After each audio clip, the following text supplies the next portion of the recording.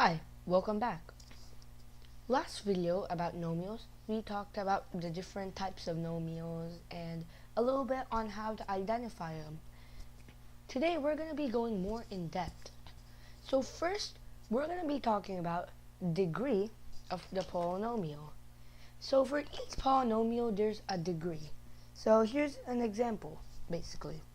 So if we take 4b cubed plus 2b squared plus b plus 3. So the degree of the polynomial is the highest power that any of the terms have.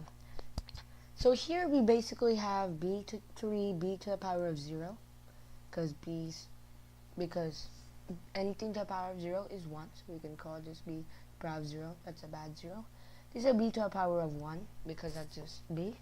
This is b to the power of 2. This is b to the power of 3. So the highest power in any of this is 3, b to the power of 3. So the degree of this polynomial is going to be 3. So we put degree 3. So 3 is the degree of this polynomial. So our next polynomial we're going to be looking at is 3b to the power of 5 plus 1. So this is 1b to the power of 0, because that's 1. 1 times 1 is still 1. So yeah. So you don't really have to have every power in between. You can just have any number of terms.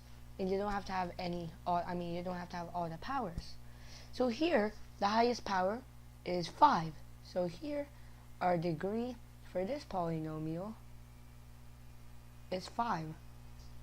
So yeah, degree of polynomial is actually pretty simple. So next we're going to be going a little more in depth with identifying the polynomials. So last time we just went like the simple additions and stuff, but here we're going to go more in depth. So suppose we have 3a plus b times 2c plus 4d. Here, so if we have this polynomial, you might think that this is a 4 polynomial because there's like 4 things we're adding together. Or you might think it's a binomial because there's 2 sets where you're adding 2 things. But this is actually a monomial, because here everything is grouped together. Because when you multiply, you're grouping things together. See, for example, if this was like just 3a plus b, these aren't grouped together, they're just put together. Or just alone take 2c plus 4d. These are just put together, they're not grouped together. But if you take this whole thing, it's grouped together. So that means that this right here is a monomial.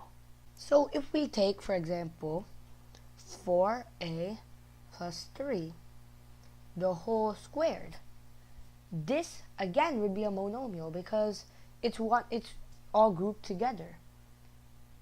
So yeah, that's basically it for this video. So yeah, so this is actually a pretty simple concept. The basics of nomials, they're actually pretty easy once you get used to it. But that's it for this